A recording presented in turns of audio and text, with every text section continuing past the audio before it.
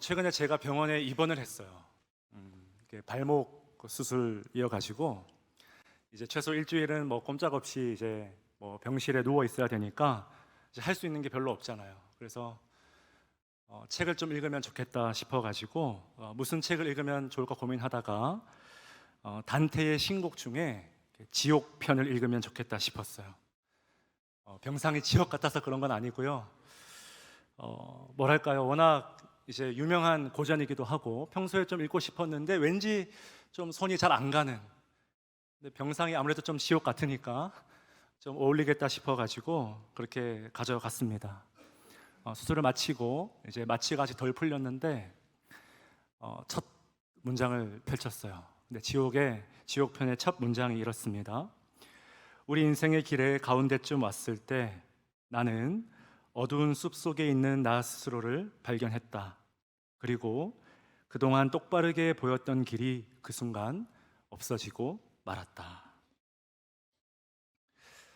책을 펼쳤는데 저는 이 문장 앞에 좀 많이 머무를 수밖에 없었어요. 제가 이제 40대 초반이니까 그렇게 안 보이죠. 보이기와는 달리 40대 초반이다 보니까 이제 딱 어떤 뭐랄까요, 좀 인생의 길 가운데쯤 왔다고 느껴져서 그런 것 같은데 자료를 좀 찾아보니까 단테도 35살에 이 지옥편의 첫 문장을 썼다고 해요. 시편의 세계관에 따르면 인생의 연수가 70이니까 35이면 딱 인생의 절반쯤이 되겠죠.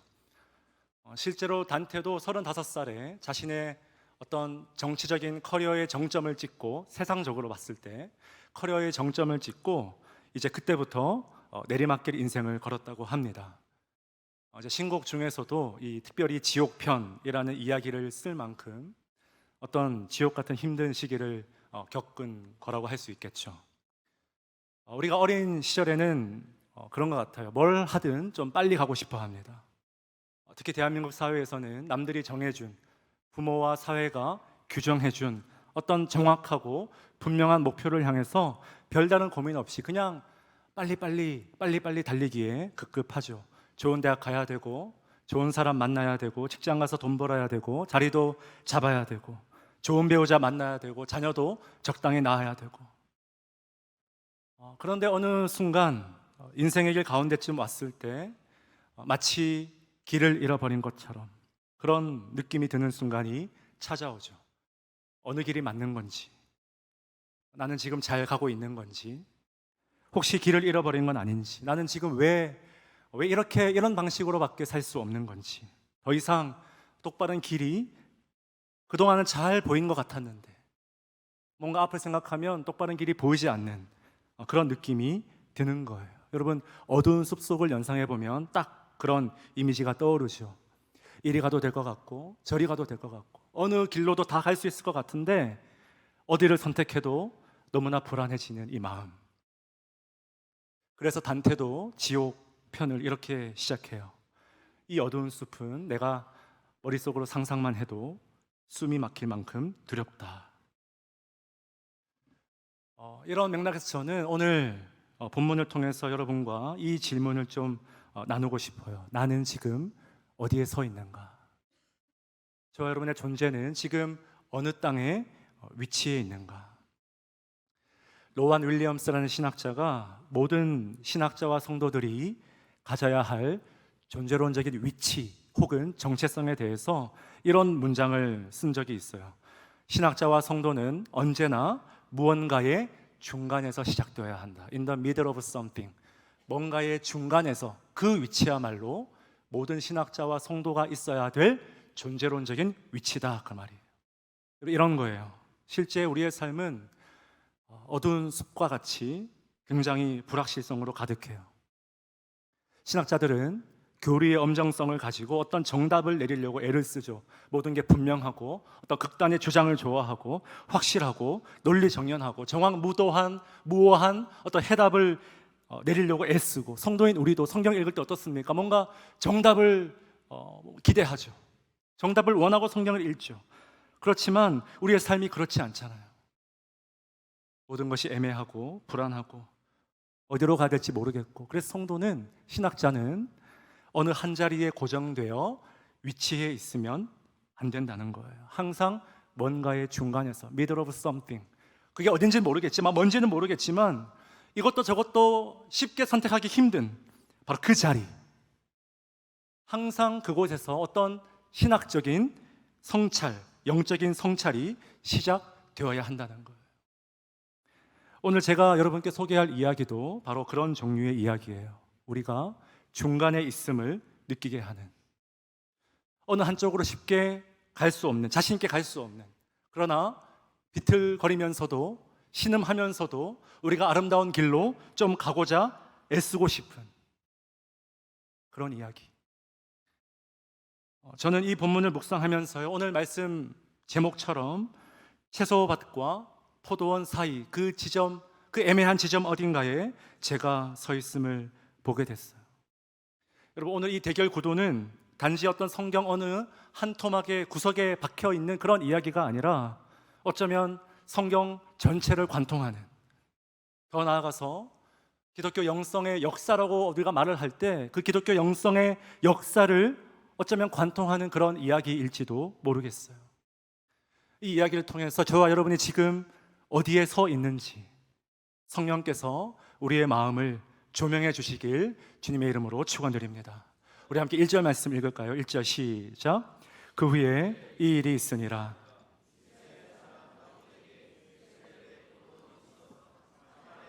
아합의 왕궁에서 가깝더니. 자, 1절 말씀 보시면 성경의 저자는 지금 오늘 이야기의 두 주인공을 나란히 소개하고 있어요. 먼저 이스라엘 사람 나봇에게 이스라엘의 포도원이 있다, 이렇게 말씀이 시작됩니다. 여러분, 이 구절을 원문으로 보면 가장 처음 등장하는 단어가 포도원, 우리 이 교회에 포도원 목장도 있는데 이 포도원이라는 단어예요. 케렘이라고 하는데, 여러분, 사실 히브리어 구문상 문장의 맨 첫 머리에 명사를 집어넣는 경우는 굉장히 드문게 있습니다. 그러니까 저자는 지금 기존의 문법을 파괴하면서까지 포도원이라는 단어를 문두에 배치하고 있다는 거예요. 그만큼 이 이야기에서 뭐랄까요? 이 케렘, 이 포도원이라는 단어가 가지는 상징성이 매우 큰 단어라고 우리가 할 수 있겠죠. 말하자면 이 본문의 해석을 좌우하는 어떤 키워드가 된다는 거예요. 자, 그리고 이 포도원의 주인으로 소개되는 이 나봇이라는 이름도 그 어원을 살펴보니까 이름 뜻이 뭐냐면 열매라는 단어와 굉장히 어원이 비슷합니다. 그러니까 이 포도원을 경작하는 농부에게는 이보다 더 잘 어울리는 이름이 없는 거죠. 아마 조상 대대로 포도원을 경영해 왔기 때문에 아버지가 많은 풍성한 열매를 기대하면서 자연스럽게 아들에게 붙여준 그런 이름인지도 모르겠어요. 자, 그런가 하면 나봇의 고향인, 그리고 나봇의 포도원이 있었던 도시죠, 이 이스라엘이라는 지명의 뜻도 우리가 한번 주목해 볼 필요가 있어요. 1절 다시 보시면 이스라엘이라는 지명 이름이 좀 어색하게 느껴질 만큼 두 번이나 반복되어서 사용되었다는 것을 느낄 수 있습니다. 이스라엘 사람 나봇에게 포도원이 있다가 아니라 이스라엘에 포도원이 있다. 문장이 좀 어색하죠. 한글로 번역해도 좀 약간 어색해요. 그런데 문장이 좀 어색해지는 것을 감수하고라도 이 저자는 뭡니까?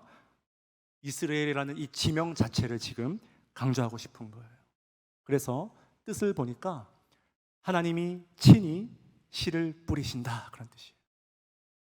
너무 아름다운 뜻이죠. 하나님이 친히 씨를 뿌리신다. 사실 1절뿐만이 아니라 오늘 우리가 읽은 본문에서 나봇은 언제나 변함없이 이스라엘 사람 나봇이다, 그렇게 소개돼요. 4절 시작 부분에 보시면 이스라엘 사람 나봇이, 6절에도 보면 내가 이스라엘 사람 나봇에게, 7절도 그래요. 내가 이스라엘 사람 나봇의 포도원을 왕께 드리리이다. 자, 보십시오. 여러분, 보통 우리가 소설을 읽을 때 어떻습니까? 등장인물을 맨 앞에 길게 서론에 한번 소개했으면 그 다음부터는 굳이 똑같은 방식으로 소개하지 않잖아요, 그죠? 제가 저를 소개할 때도 마찬가지예요. 처음 만났을 때 출신 얘기할 때 출신과 함께 저는 대구 출신 이신영입니다, 그러지 만날 때마다 저 대구 출신 이신영이에요, 나 대구 출신, 대구 TK 이러면 뭐예요? 둘 중에 하나예요. 뭔가 숨겨진 의도가 있거나 아니면 좀 미친 인간이거나, 둘 중에 하나죠. 지금 이 내러티브도 마찬가지예요. 그냥 나봇 이러면 될 텐데 이 저자는 뭡니까? 구테여 이스라엘이라는 이 지명 이름을 매번 등장할 때마다 반복하는 수고를 마다하지 않는 거예요. 여러분, 이 당시에 파피루스가 얼마나 비싼 어떤 그런 교보제였는지를 우리가 조금이나 경제적인 감각이 있는 분이라면 이게 얼마나 말도 안 되는 경제적인 낭비인지를 아마 잘 알 거예요. 그런데 심지어 여러분, 결국 나봇이 순교하잖아요. 그런데 나봇이 죽었어. 이미 나봇이 죽은 뒤에도 저자는 변함없이 15절 16절에 보시면 이스라엘 사람 나봇이, 이스라엘 사람 나봇의 포도원을 이라고 묘사해요. 굉장히 집요하죠. 이게 뭘 의미할까요? 하나님이 친히 씨를 뿌리시는 나봇이다. 제가 좀 과격하게 해석하자면 지금 저자는 나봇이 살았느냐 죽었느냐에 별 관심이 없어요. 지금 이 나봇의 포도원이 얼마나 많은 열매를 맺었느냐 맺지 못했느냐에 별 관심이 없어요. 그것보다 훨씬 더 중요한 사실이 뭐냐면 나봇이 살아있든 이미 죽었든 생사의 여부가 중요한 게 아니에요. 내가 지금 잘 되고 있냐 못 되고 있냐보다 훨씬 더 중요한 팩트가 있는데 그게 뭐냐면 이 나봇은 하나님이 친히 직접 씨를 뿌리시는 나봇이다. 믿으십니까? 나봇이 씨를 뿌리는 게 아니에요. 죽으면 우리는 씨를 뿌릴 수가 없어요. 나봇이 씨를 뿌리는 게 아니고 착각하지 말고 하나님이 친히 이 포도원과 가정을 경영하고 계신다. 아주 심플하지만 너무나 중요한 이 신학적인 진술이 이 내러티브 저변에서 아주 중요한 어떤 맥락과 줄기를 지금 형성해 가고 있는 거죠. 자, 그러니까 여러분, 이 나봇의 가정에 대한 대략적인 스케치가 이미 우리의 머릿속에 그려지죠. 하나님이 직접 씨를 뿌려요. 하나님이 허락하실 열매를 기대해요. 하나님이 선물로 주신 땅에서 충실하게, 성실하게, 우직하게, 때로는 미련하게 보일 만큼 어리석게, 누가 뭐라 하든 누가 이 포도원을 흔들든 동요하든 진실하게 살아가는 그런 가장 혹은 그런 가정의 그림을 우리에게 보여준다는 거예요. 바라기는 우리 예수향람의 모든 공동체의 가정과 일터와 사업체가 이런 모습으로 빚어지길 주님의 이름으로 간절히 축원드립니다. 자, 여러분, 반면에요, 또 다른 주인공인 이 아합에 대해서 한번 주목해 봅시다. 자, 1절 말씀 보시면 자, 어떻게 아합을 소개하고 있죠? 사마리아의 왕 아합이다, 그렇게 말해요. 사실 여러분, 이 아합을 사마리아의 왕 아합이다라고 소개할 때 우리는 이 구문에 특별히 주목할 필요가 있어요. 제가 1절에 읽다가 딱 드는 의문이 뭐였냐면 우리는 흔히 아합을 어디 왕으로 알고 있죠? 남유다예요, 북이스라엘이에요? 확률 50% 찍으세요. 자신이 없는 것 같은데, 그죠? 다 아는데 겸손하게, 그죠? 북이스라엘 왕이죠. 북이스라엘 왕이에요. 그래서 실제로 제가 이 아합 왕이 처음 등장했던 열왕기상 17장부터 쭉 찾아보니까 지금까지 저자는 단 한 번도 아합을 사마리아의 왕으로 소개한 적이 없어요. 매번 뭡니까? 이스라엘의 왕이다, 그렇게 소개했어요. 그런데 매우 흥미롭게도 이 유독 21장에서만 특별히 지금 소개하고 있는 나봇과 굉장히 정반대되는 캐릭터로서의 아합을 소개할 때만 이스라엘의 왕이 아니라 뭐다? 사마리아의 왕이다, 그렇게 표현한다는 것. 당연히 우리는 성경 그 자체가 알려주는 이런 작은 힌트와 의도적인 변주를 관찰해 가면서 그 의도를 해석해 내야겠죠. 자, 사마리아라는 도시는요, 아합의 아버지인 오므리 왕 시절에 수도로 건설된 도시입니다. 그리고 나서 이 아합과 결혼한 이세벨이 바로 이 사마리아를 뭡니까? 도시 전체가 바알을 숭배하는 바알 프로젝트의 도시로 삼은 땅이 바로 이 사마리아였다는 거예요. 우상의 중심지였죠. 그러니까 지금 이 맥락을 주목해 보면요, 마치 아합에게는 이제 이스라엘의 왕이라는 그 영광스러운 칭호가 너무나 아깝다는 듯이, 특히나 나봇과 정반대되는 성격으로서의 그 아합을 묘사하기 위해서 성경의 저자는 아주 미묘하게 그를 향한 칭호를 이스라엘의 왕이 아니라 사마리아의 왕이다, 그렇게 의도적으로 바꿨다고 해석이 되는 거죠. 바알의 도시에서, 바알의 방식으로, 바알이 살고자 하는 존재의 방식으로 살아가는 그 한 사람에게 불과한, 더 이상 영적으로 이스라엘과 아무런 연관이 없는 그런 일개 한 명의 사람에 불과하다, 그렇게 묘사하고 있는 거예요. 그러니까 여러분, 지금 이 1절이 벌써 우리로 하여금 이 내러티브를 어떤 관점에서 독해해야 되는지를 굉장히 많은 정보를 우리에게 계속해서 흘려주고 있는 거예요. 하나님의 방식으로 신실하게, 우직하게, 뭐 특별히 잘난 것 없어도 그냥 그렇게 우직하게 살아가는 이 나봇 가정과 바알의 방식으로 스스로 주인 되어서 집요하게 성공에 매달리는 그런 가정을 차례로 제시하면서 이 21장에서 벌어질 싸움의 본질이 뭔지를 이미 1절에서 저자는 전부 녹여내고 있다는 거예요. 자, 이제 이야기가 본격적으로 진행이 됩니다. 어느 날 아합이 나봇에게 찾아와서 솔깃한 제안을 해요. 뭐냐 하니까 아까 1절에서 맨 처음에 문도에 나왔던 바로 그 단어, 포도원, 그 케렘을 달라는 거예요. 내가 값을 두둑하게 쳐서 줄 테니까, 자기에게 몇 배로 줄 테니까 자기에게 팔라는 거예요. 여러분 한 나라의 왕이 일개 평민에게 와서 찾아와서 하는 제안치고는 굉장히 젠틀한 제안이죠. 나봇 입장에서도 어쩌면 경제적인 관점에서 엄청난 기회라고 판단했을지도 모르겠어요. 자, 그런데 우리의 이런 상상을 여지없이 깨버리는 전혀 일반적이지 않은 답변이 나봇의 입에서 나오게 됩니다. 우리 3절 함께 읽을까요? 3절 시작. 나봇이 여호와께서 금하실지로다 하니. 자, 원문을 보면 여호와께서 금하십니다 라는 말로 시작해요. 그러니까 이건 내가 한번 생각해 볼 필요도 없이, 여러분 뭐랄까요, 우리가 흔히 교회에서 누군가가 뭔가 제안을 했을 때 우리 성도님 유년부 교사로 좀 섬겨주시죠. 그러면 거절할 때 뭐라고 거절합니까? 기도 한번 해보겠습니다. 기도해 보겠습니다. 이거 뭐예요? 하겠다는 거예요? 말겠다는 거예요? 하겠다는 것인 줄 믿습니다. 우리가 흔히 교회에서 거절할 때 기도해 보겠습니다, 그냥 완곡한 이 정도 얘기했으면 그냥 거절인 줄 알아들어, 이신영 목사야, 뭐 그런 의미죠. 자, 그런데 나봇은 어떤 일말의 여지 없이 단번에 노를 외쳤다는 거예요. 여러분 학자는 이 표현을 가리켜서 주전 9세기의 히브리 어법을 고려해 봤을 때 더 강한 부정이 없을 정도로 매우 강력한 부정이다, 그렇게 표현해요. 그러니까 다시는 내 앞에서 이딴 소리 꺼내지 마시오, 그런 뜻이에요. 아주 정색을 하고 잘라냈다는 거예요. 심지어 한 나라의 왕이 이 거절 때문에 식음을 전폐하고 알아 누울 정도로 강력한 거절이었다는 거예요. 그렇다면 우리는 질문해야죠.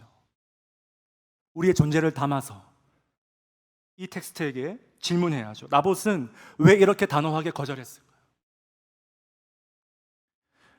땅은 조상들 대대로 전해져 내려오는 선물이기 때문에 쉽게 줄 수 없다, 이런 이유들을 학자들이 많이 대고는 하는데, 저는 그것보다 나봇이 이런 결정을 내릴 수밖에 없었던 가장 크리티컬한 어떤 이유를 오늘 본문에서 발견하게 됐어요. 우리 2절 말씀 함께 읽을까요? 2절 시작. 아합이 나봇에게 말하여 이르되 채소밭을 삼게 하라. 내가 그 대신에 그보다 더 아름다운 포도원을 내게 줄 것이요, 만일 내가 좋게 여기면 그 값을 돈으로 내게 주리라. 저는 그동안 이 본문을 좀 묵상하고 읽을 때마다 아합이 나봇의 포도원을 그냥 단순히 뺏으려고 했다는 사실에만 좀 초점을 맞췄던 것 같아요. 그런데 오늘 본문을 좀 유심히 들여다보면 조금 낯설고 굉장히 어색한 표현이 하나 있어요. 여러분, 지금 아합이 포도원을 그냥 뺏고 싶은 게 아니라 그 목적과 그 의도가 분명히 나와 있죠. 내게 주어서 나로 하여금 무슨 밭을 삼게 하라고요? 채소밭을 삼게 하라. 자, 질문이 많아서 죄송해요. 여러분, 성경에서 채소밭을 본 적이 있습니까? 꽤나 신앙 생활 오래 하신 분들도 아마 본 적이 기억이 안 날 거예요. 사실 포도원은 많이 나와요, 적게 나와요? 수도 없이 나오죠. 제가 직접 찾아보니까 거의 구약에만 100회 가까이 등장해요. 엄청 나오는 거거든요. 신약에서 예수님조차 이 커다란 맥락과 줄기를 이어받아서 나는 포도나무요 너희는 가지다 이렇게 말하지 않습니까? 이게 뭐냐면 예수님과 그 제자된 우리는 존재의 기원 자체가 포도원이라는 거예요. 포도원을 떠날 수가 없는 존재들이라는 거죠. 그런데 성경에서 갑자기 채소밭 이러니까 이게 너무 저도 꽤나 신앙생활 오래 했는데 너무 낯설고 새삼스럽게 느껴지는 거예요. 왜 아합은 포도원을 뺏어서 그냥 포도원을 경작하면 되지 왜 포도원을 뺏어서 굳이 거기다가 채소밭을 경작하려고 했냐는 거예요.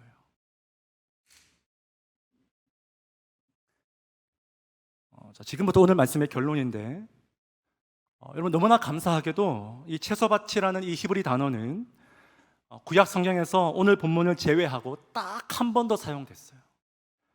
바로 그 단 한 번의 추가적인 용례 덕분에 우리는 이 본문에 숨겨진 아합의 의도, 동시에 이 아합의 의도 속에 투영된 저와 여러분의 욕망에 대해서 또 더 나아가서 이 시대를 대표하는 자아상에 투영된 어떤 욕망의 본질에 대해서 더욱 명확하게 알 수 있게 됐어요. 우리 신명기 11장 10절 말씀 함께 보겠습니다. 신명기 11장 10절 시작. 내가 들어가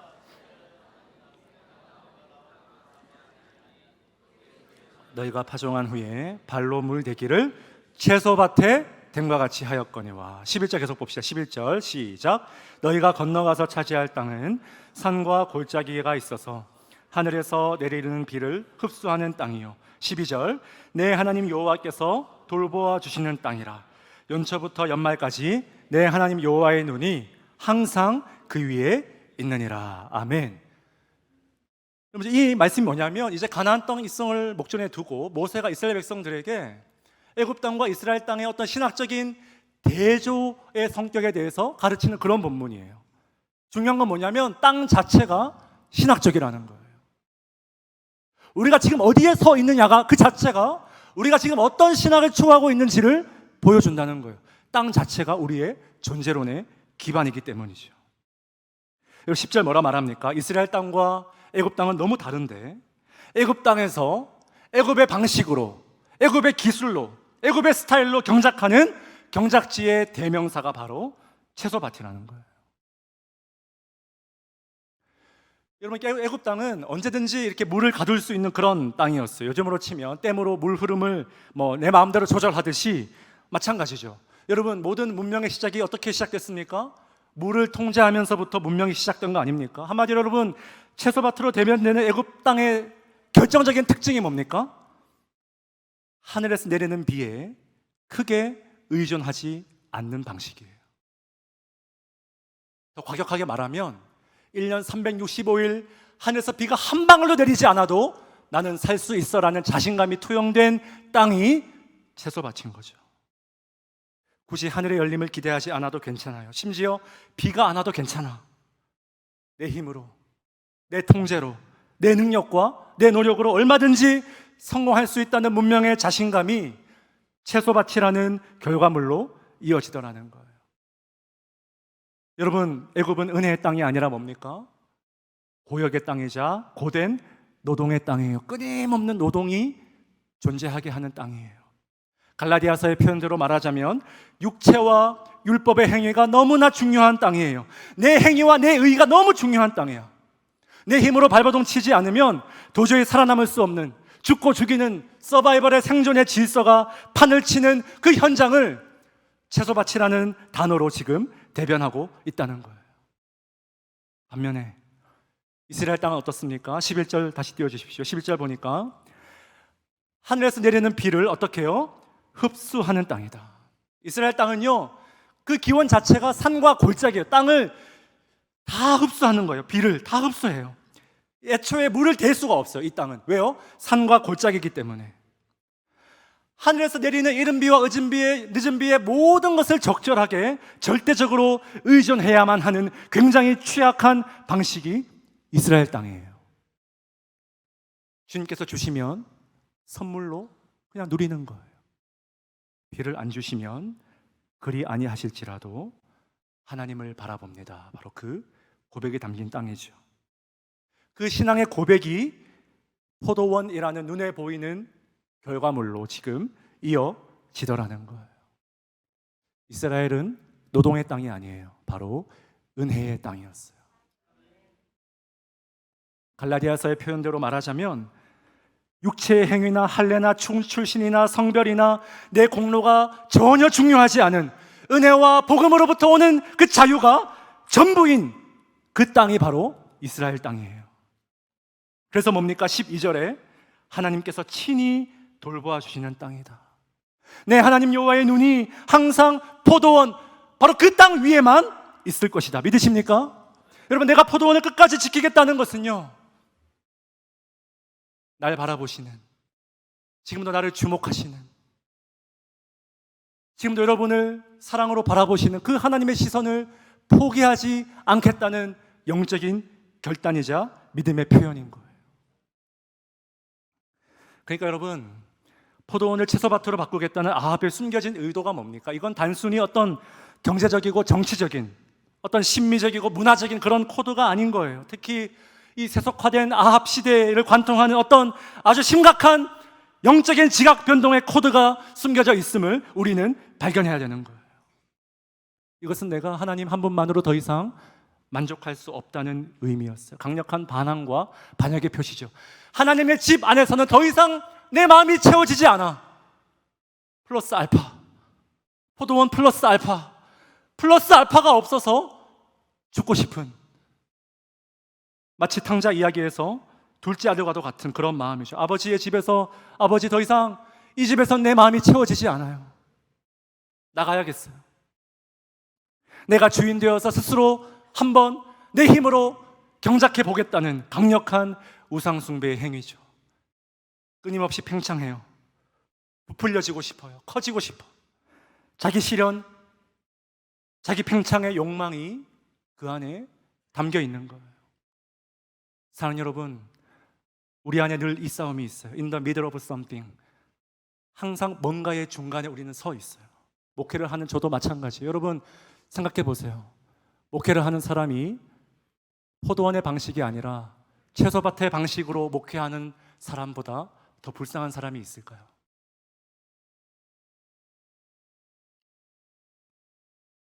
하나님의 시선이 담긴 이 포도원에 내 시선과 내 발을, 내 존재론적인 위치를 고정한 채 하늘을 향해 내 시선을 열어둔 채로 살아가느냐, 아니면 하늘의 시선, 음성, 하늘의 질문, 의도 다 차단한 채 내 노력, 내 열심, 내 열정으로 살아가느냐. In the middle of something. 우리는 바로 이 가운데 있다고요. 이 가운데 있어요. 주님이 내 마음에 심으신, 영원토록 이미 심으신 이 포도원을 채소밭으로 바꾸라는 어떤 비복음과 반복음의 유혹 속에서 우리는 늘 분투하며 씨름하며 비틀거리며 살아가는 거예요. 때로는 나보처럼 거절하고 싶지만, 단호하게 노하고 싶지만, 때로는 적당히 순응하며 그렇게 비틀거리며 살아가는 거죠. 찰스 테일러라는 철학자 이야기 잠시 하고 마칠게요. 여러분, 제가 개인적으로 너무나 좋아하는, 늘 영감을 많이 받는 사상가인데, 아직 번역이 안 돼서 이렇게 한글말로 어떻게 제목이 번역될지 모르겠지만 제가 붙여볼 때 세속시대라는 너무나 유명한 책을 썼어요. 세속시대. 이 책의 주된 논지가 뭐냐면, 근대 이후에 약 500년간, 즉 세속의 시대를 연구한 굉장히 유명한 학자예요. 근데 이분이 우리가 지금 살고 있는 어떤 과학 만능주의, 이성주의, 바로 이 시대의 타락한 영성을 가진 자아를 가리켜서 다친 자아다, 그렇게 표현했어요. 이게 뭐냐면 영어로는 buffered self예요. 여러분, 왜 버퍼링 아시죠? 버퍼링, 충격을 완화시키는, 아마 제조업하시는 분들 다 아실 텐데, 버퍼링은 충격을 완화시키는 완충제나 외부의 충격으로부터 나를 지키고 보호하는 보호장치가 버퍼링 아닙니까? 그러니까 여러분, 이게 무슨 뜻이냐면, 하늘로부터 우리의 일상에 지금도 어떤 충격, 하나님의 질문, 하나님의 이끄심, 어떤 영적인 충격이 지금도 하늘에서 계속 끊임없이 내리고 있어요. 여러분, 믿으십니까? 지금도 마찬가지예요. 그런데 하나님의 은혜가, 담비가 지금도 충만하게 내리고 있는데, 그런데 문제가 있어요. 문제가 뭐냐면, 하늘로부터 오는 음성, 이 영적인 충격을 흡수하지 않고 다 막아서 차단시켜버리는 이 셀프, 이 자아가 buffered self, 닫힌 자아다 그 뜻이에요. 채소밭이죠. 이게 아합이 주도한 그 시대와 지금 우리가 살고 있는 이 문화적인 시대를 주도하는 채소밭 무브먼트, 채소밭 운동이죠. 그러니까 여러분, 닫힌 자아가 무슨 뜻입니까? 하늘과 연결되고자 하는 어떤 이런 영적인 상상력이 완전히 차단되어 있는 자아죠. 이게 지금 이 시대를 살아가는 모든 영적인 디폴트, 현대인들은 모두 이 자아를 타고날 때부터 가지고 태어났다는 거예요. 이런 자아가 지금 대세라는 거죠. 외부의 힘으로부터 철저하게 차단되어 있는 자아죠. 그래서 여러분, 현대인들의 가장 중요한 가치가 뭡니까? 지키는 거죠. 지키는 거. 왜요? 차단했으니까.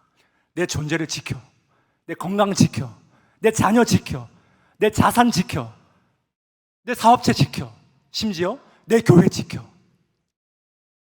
지키는 게 최고의 가치야. 지키는 게 전부니까. 왜요? 차단해야 되니까. 자꾸만 차단하는 거예요. 자신을 지키고 외부의 충격으로부터 내 가족, 내 자녀 잘 지키는 게 최고의 가치죠. 그러니까 하늘뿐 아니라 뭡니까? 이웃과 타인을 향해서도 다 걸어 잠궈놨어요. 다 잠궈놨어. 나의 모든 몸과 영혼을 뭡니까? 완충제로 철저하게 지금 내부로부터 걸어 잠그고 있다는 거예요. 이게 여러분, 하늘을 향해서 닫힌 자아, 이 시대의 타락한 영성을 상징하는 키워드인 거예요. 모두가 이 방식으로 살아가요. 자, 그런가 하면 이런 닫힌 자아의 반대 개념이 뭘까요? 영어로는 porous self라고 합니다. porous, 이게 무슨 뜻이냐면 구멍이 많이 뚫려 있는 그런 뜻이에요. 이 저자에 따르면 근대 이전의 모든 사람들은 이 셀프, 바로 이 자아가 디폴트였는데 가장 기본적인 자아 개념이 뭐냐면 구멍이 뚫려 있는 존재를 가지고 있었다는 거예요. 포러스가 구멍이 많은, 침투 가능한 그런 뜻이거든요. 그러니까 외부의 충격에 취약해요. 충격을 방어하는 게 아니라 충격이 통과되는 방식이에요. 그런데 그 구멍을 통해서 뭡니까? 하늘의 영적인 음성과 하늘의 목소리, 하늘의 질문, 하늘의 은혜가 그 공간을 타고 몸과 영혼에 새겨지는 방식이죠. 구멍이 뚫려 있는, 즉 하늘을 향해 무한히 열려 있는 자아다, 그런 뜻이에요. 마치 나봇의 포도원처럼. 하늘에서 내리는 비, 오직 그 비에만 전적으로 의존하기 위해서 내 자아에 구멍을 내고, 구멍을 낸다는 것은요, 상처받기로 작정하겠다는 거거든요. 내 존재에 구멍을 내고 열려있는, 타인을 향해서, 이웃을 향해서 타인이 머물 수 있는 여지를, 자리를, 공간을 기꺼이 내어주는 나봇의 방식이자 우리 예수님을 닮은 포도원의 방식이죠. 그래서 여러분, 우리가 살아가는 이 세속화 시대의 영성의 싸움의 핵심이 뭡니까? 내가 얼마나 구멍이 뚫려 있는가, 아니면 얼마나 완충제로 똘똘 뭉쳐서 지금 나를 지키기에 급급한가. 한 주 내내 내가 가진 것을 지키려고 몸부림치다가 살아왔는가, 아니면 존재에 구멍을 내고 열려있는 존재의 방식으로 살아왔는가. 사랑하는 여러분, 지금 우리가 마주하는 이 땅의 세속화된 현실, 그리고 사단은요, 자꾸만 하늘을 향해서 우리의 자아가 열려있지 못하도록 하늘과 땅의 경계를 자꾸만 차단시켜버려요. 그래서 여러분, 바울에 의하면 사단의 가장 유명한 별명이 뭡니까? 에베소서 2장에 어디에 권세 잡은 자요? 공중에 권세 잡은 자죠. 왜요? 차단시키기 위해서. 공중을 장악해야 하늘과 땅을 차단할 수 있기 때문이죠. 이 시대의 모든 셀프 자아들이 하늘과 연결되지 못하도록 공중 권세를 잡고 하늘과 땅의 모든 경계를 지금 자꾸 차단시키고 있는 거예요. 연결되지 못하도록. 사단이 주는 두려움의 완충제가 하늘의 음성을 막아요. 사단이 자꾸 두려움을 줘요. 그래서 두려움이 완충제가 돼요. 그래서 자꾸 지키고 싶어. 경기 침체의 완충제가 하늘을 막아버려요. 지금 뭐 관세 때문에 온 세계가 난리죠. 어떤 경제적인 지표 하나하나에 지금 목숨을 걸고 있어요. 온 세계가. 이게 뭐죠? 경기 침체가 하늘을 막아버려요. 왜요? 완충제니까. 사기가 너무 팍팍해. 돌파구가 보이질 않아요. 내 몸은 갈수록 아파, 영혼은 갈수록 병들어요. 육신의 질병이라는 낙심과 절망의 완충제가 자꾸 하늘을 막아버려. 끊임없는 경쟁의 구도라는 완충제가 하늘을 막아서 나를 고립시키고 자꾸 지치게 만드는 거예요. 구멍을 뚫을 수 있는 힘이 나에게 없어요. 구멍을 뚫을 수 있는 힘이, 열려있을 수 있는 힘이 나에게 없어요. 왜요? 본능, 우리의 본능은 뭐죠? 지키고 싶으니까. 자꾸 지키고 싶어요. 그래서 하늘로부터 오는 음성을 전부 가로막고 있는 게 우리의 현실이에요. 하늘로부터 연결된 포도원의 볼륨이 크게 들리는 게 아니라 하늘과 차단된 채소밭의 볼륨이 지금 너무 크게 들리는 거예요.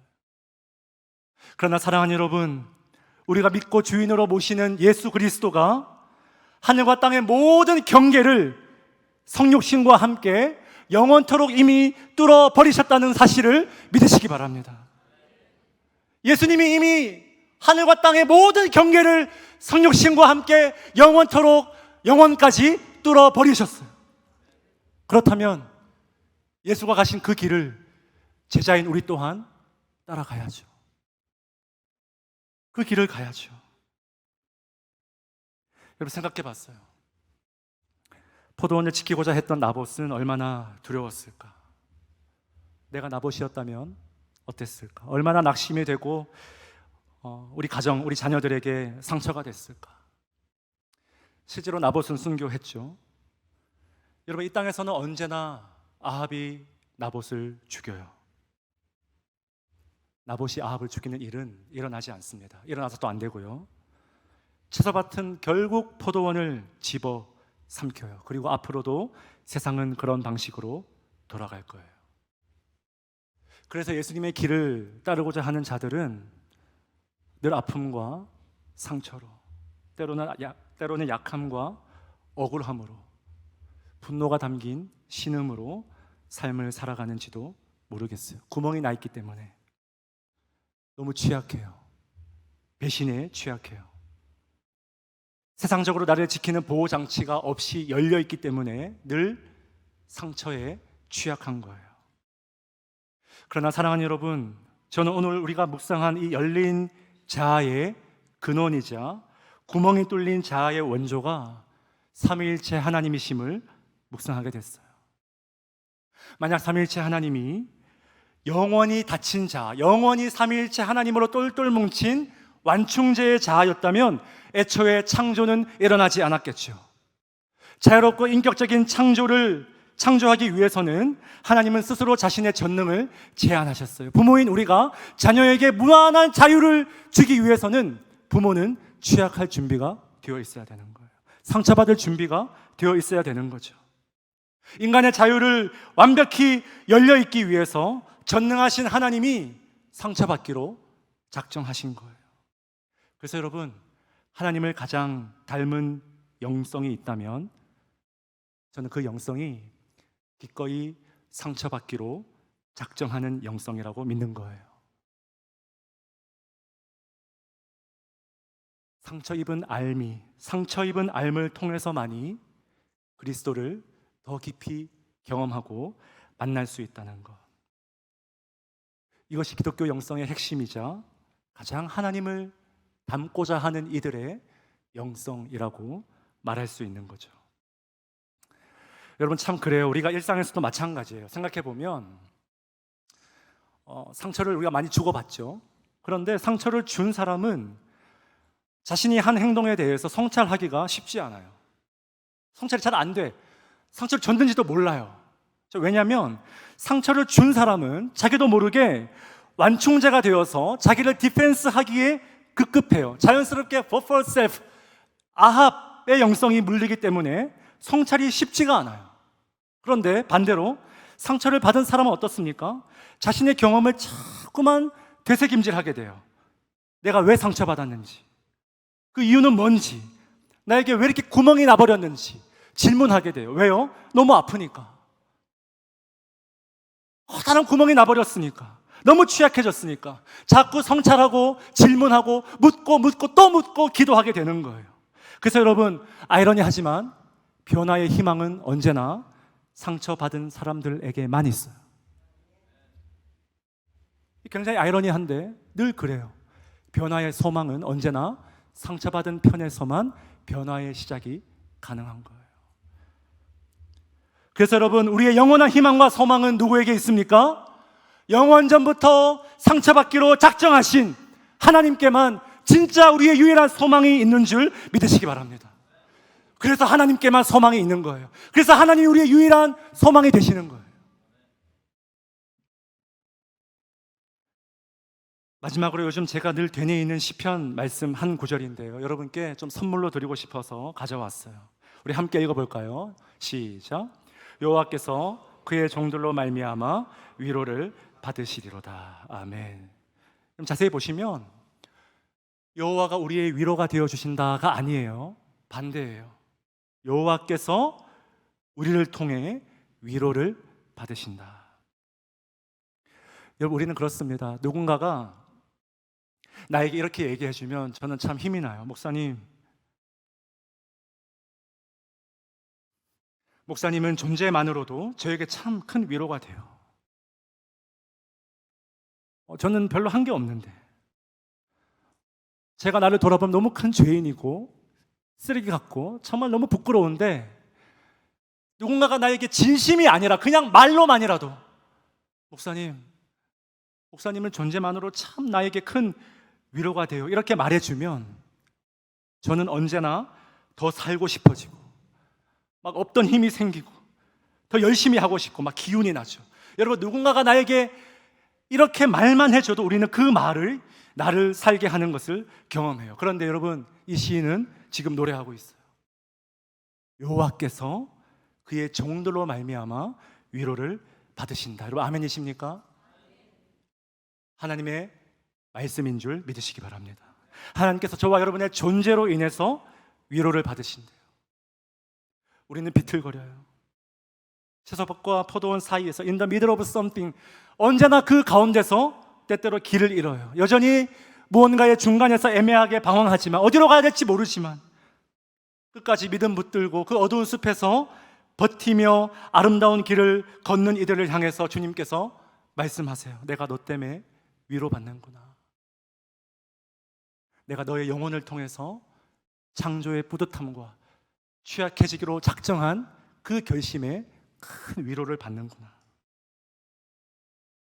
저는 이 구절이야말로 모든 성도들에게 아무 근거 없어 보이지만 가장 근거 있는 자신감을 준다고 믿습니다. 여러분은 하나님이 가장 갈망하시는 존재들임을 여러분 한시도 잊지 마시기 바랍니다. 이런 주님을 향해서 오늘도 우리 존재의 구멍을 뚫고, 비록 취약할 수 있지만, 비록 상처 입을 수 있지만, 주님과 타인을 향해서 한없이 열려있는 그런 저와 여러분 될 수 있길 주님의 이름으로 간절히 축원드립니다.